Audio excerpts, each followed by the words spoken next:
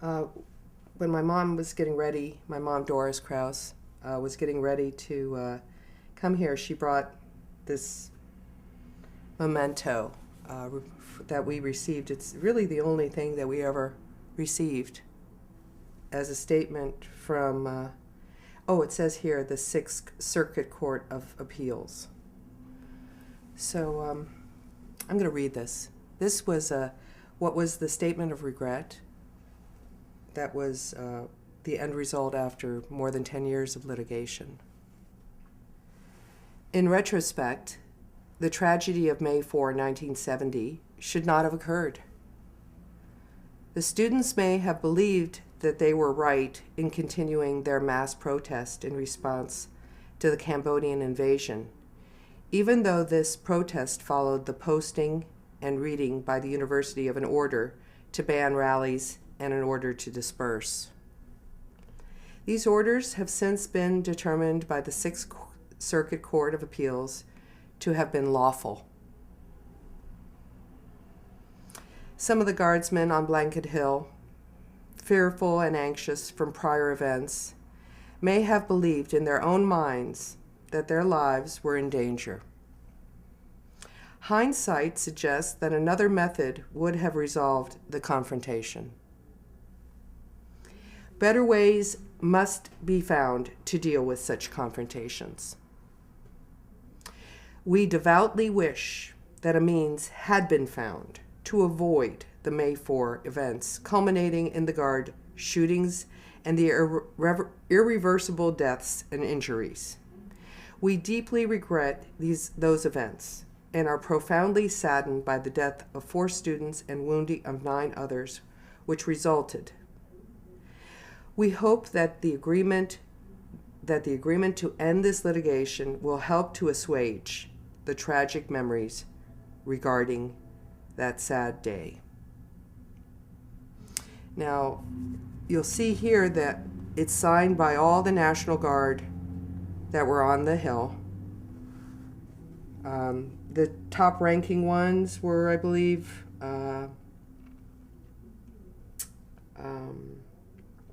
Robert H. Canterbury, General Canterbury, and Sylvester Del Corso.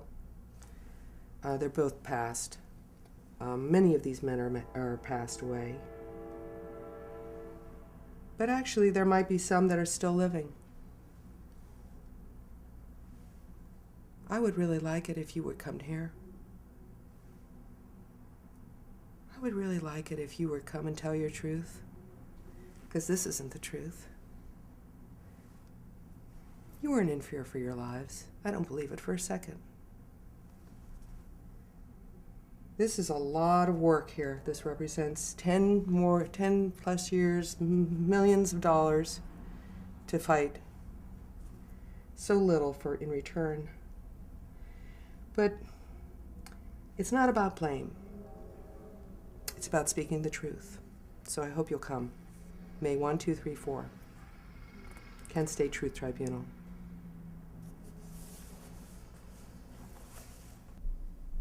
Would you start out by saying and spelling your name? My name is Laurel Krause. That's spelled Laurel, Krause, Krause.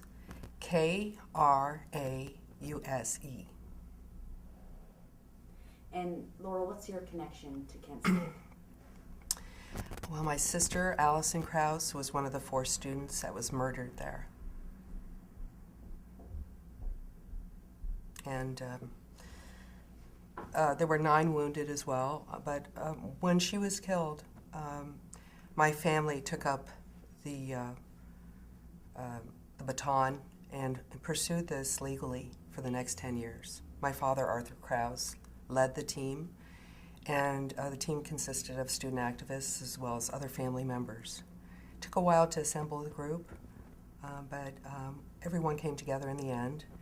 And over 10 years, they took it from Ohio to actually wishing to sue the state. And in order to sue the state, you have to have the permission to do it. So they had to fight it all the way to the Supreme Court, the U.S. Supreme Court, to get the right to sue Ohio. And that was years later. So basically, the tack that they took pursuing this through justice and the legal system, 10 years later, we had a statement of regret. And a small amount of money was paid. And it was a lot of years of fruitless effort. The opposing forces were locked down at the very beginning, and they made sure that we could not pursue this legally. What is your memory of May 4th, 1970?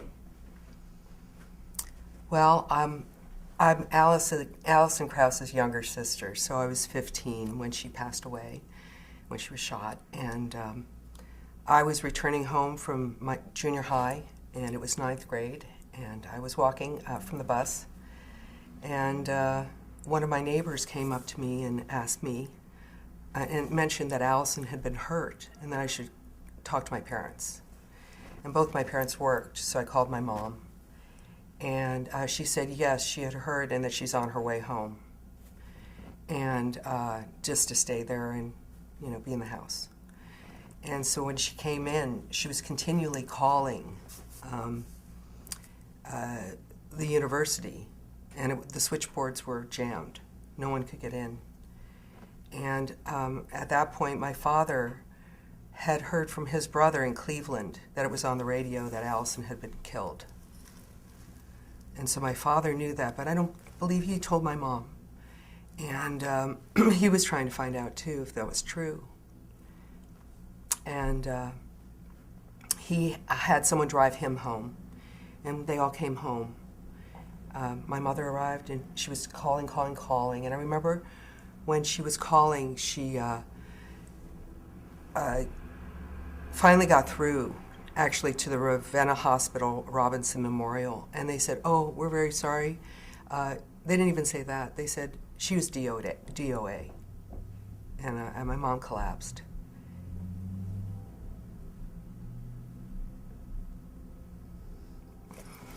So you went downstairs to get tested? Yeah. And so then what happened was we drove to Ravenna that night. And it's about a 2-hour drive. Someone drove us. And we went to the hospital. And I could see her body from outside. And my parents had to identify her body. The people there said things like they should have shot more. I don't go back here that often. So anyhow, the eyes of the 15-year-old saw her not there. She was no longer there.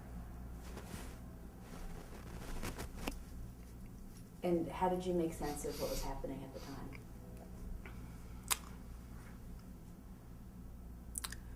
I just kind of went into the background. I just took care of myself. And I don't remember it. I don't remember this time. I do remember, lots of news and in our living room for, a long time. My father wishing to pursue the legal thing, I remember saying to him, I don't know if that's going to work. And that wasn't the right thing to say, really, to my dad. But the sense that I made out of it was survive. But I think that little sister Lori kind of followed Allison. When did you become aware of who was responsible for her death? I knew immediately that my sister couldn't have done anything wrong, that she didn't deserve it. I knew immediately that whatever she was doing, no matter what she was doing,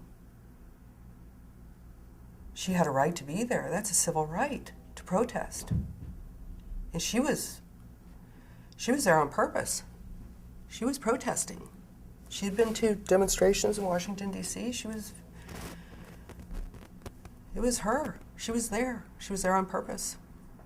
And I knew she was right. And everyone else there was right.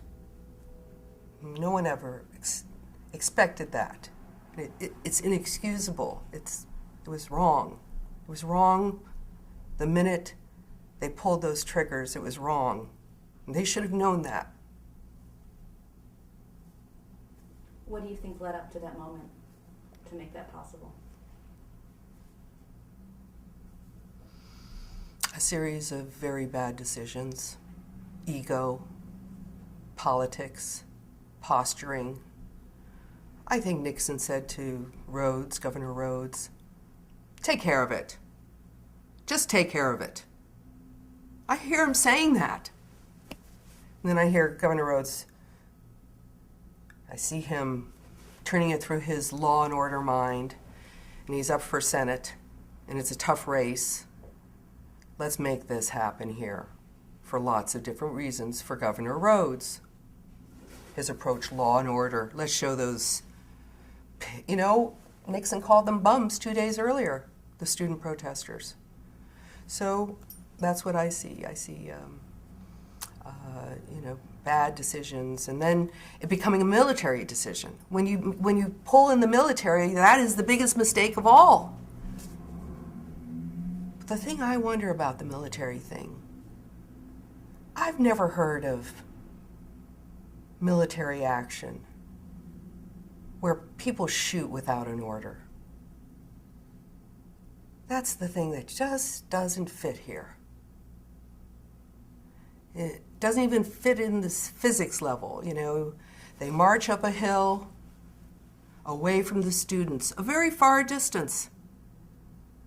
They all turn in unison, and then they all shoot in unison. 13 seconds, 67 shots. I've never known how that is accomplished without an order to turn, set, and fire. And I bet those guys that pulled those triggers, they didn't want to do it.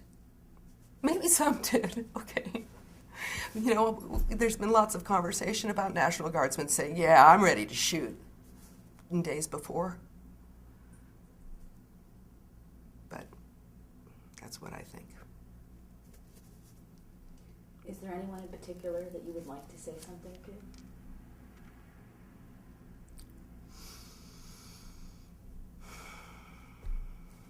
Well, may I talk about the Truth Tribunal? Sure. A few months ago, it became clear that the truth wishes to arrive here in Kent State in 2010, May 1, 2, 3, 4. I'd like to ask everyone that was there, that was a participant, a witness, anyone that was affected by the prelude or aftermath in a meaningful way. I want to hear their truth. I want you to share your truth. It's free. It's probably the best experience you'll ever have. And whether you're a National Guardsman or a protesting student or a Kent State administrator, Kent State University administrator, a police person, someone that lived around in the community and saw what happened and has something to share with us, I ask you, come here. Share your truth with us. You want anonymity? It's here. You want to come in a separate entrance? Please.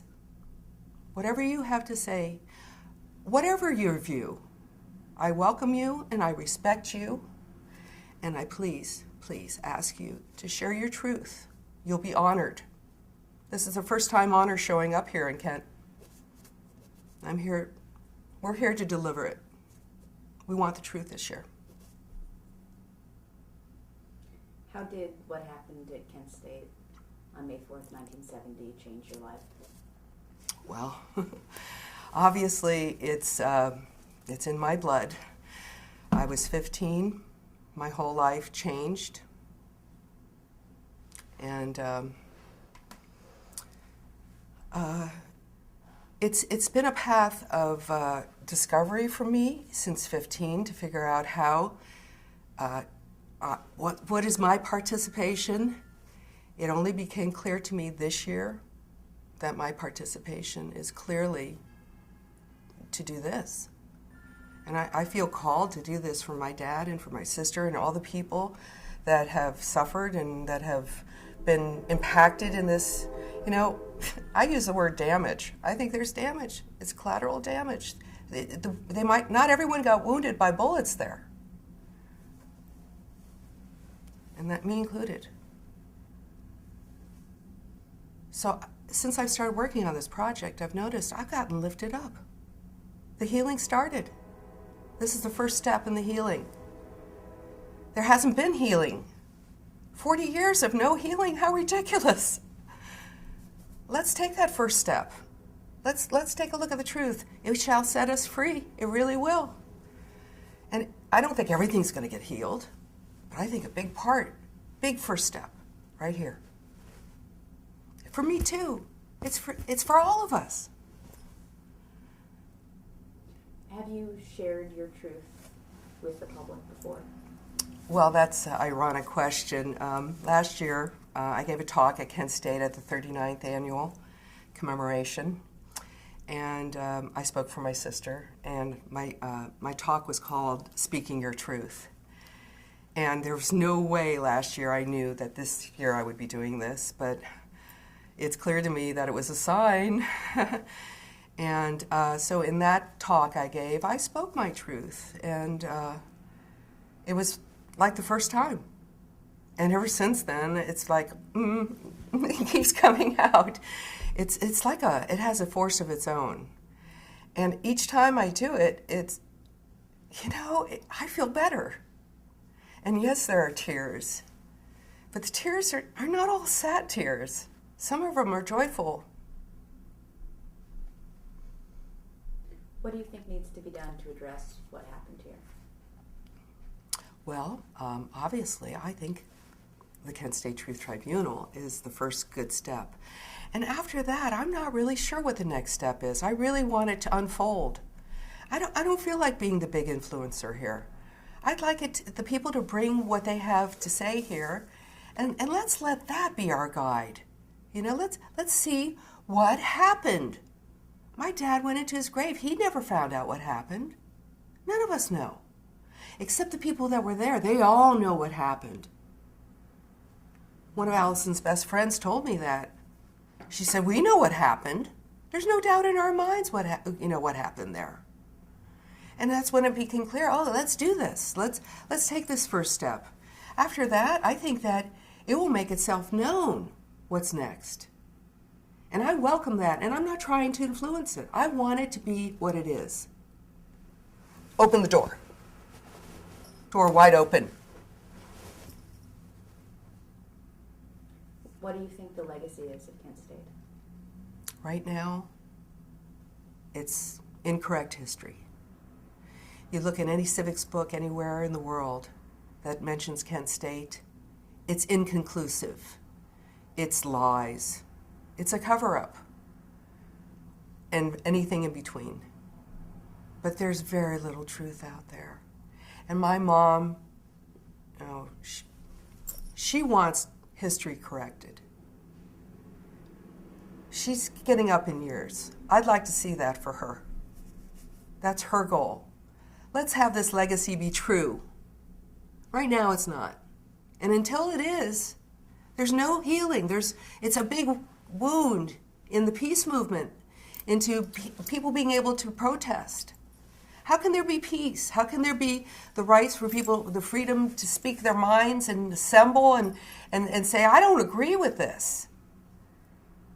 How can that happen unless this is at least looked at and the beginning of healing? This is a core wound.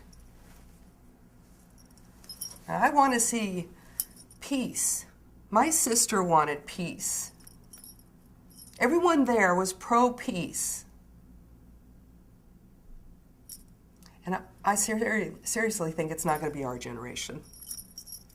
I'm not even sure it's going to be anyone else's, the next generation. I think it might be just the little babies now that might see peace. But let's give that a chance. Let's open up this door to truth and healing and peace. Truth, healing, harmony. What do you want the legacy to be for Allison? She stood for peace. She got gunned down, and it was wrong. And up till now, there's been no responsibility for that. And that's wrong. I want her legacy respected for who she was, what she stood up for. She didn't even know she was standing up for that. I mean, she was there on purpose. I don't believe she knew she would be murdered. I don't think she knew that they would pull those triggers. So I'd like her legacy to be that she was a beautiful, smart, loving sister, daughter, person, lover, friend. And she got cut down when she was 19 years old. And it was wrong. It was as wrong is. And that 40 years later, her legacy that was incorrect, that was never correctly addressed, at least there's a light shining on it now. And maybe she'll be seen as a person who stood for peace, harmony, and most importantly right now, truth. Because I hear her call. That's why I'm doing this. My dad too. What was the impact of losing her on your family? Devastating. All of us changed. Post-traumatic stress. I mean, it's got a label now. Didn't then. I mean, Kent State has its own brand. Everyone that was there has it. I wasn't even there, and I have it. I saw my sister there, still. We all did. We never expected to send her to Kent State University and have her come home in a coffin. I mean, my goodness. Never. I'm sorry, I'm off question right now. Do you think what happened at Kent could happen again? Yes. Until this wound is healed, that's the problem. Until we take a look at this and shine some light, at least take the first steps, it can absolutely happen again. It happened at Tiananmen Square. I remember Tiananmen Square. You know, I spoke about that 20 years ago here at Kent State when it was happening. I said, you know, I walked around in my world and people have said, oh, it's a good thing, you know, we're living in America. Can't happen in America what happened in Tiananmen Square. I heard that, I almost wanted to throw up. I mean, it did happen. It happened. And no one remembers. I mean, that's crazy. 20 years later, it's forgotten. 40 years later, it's come forward again. Is there anything else you'd like to share? I think that this has been really good.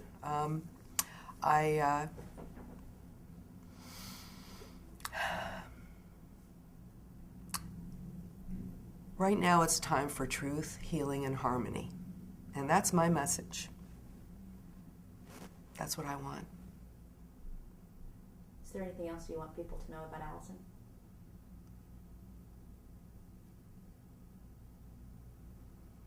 Allison calls for truth this year. I'm her sister, I know. Please come. Please share. Thank you. You're welcome.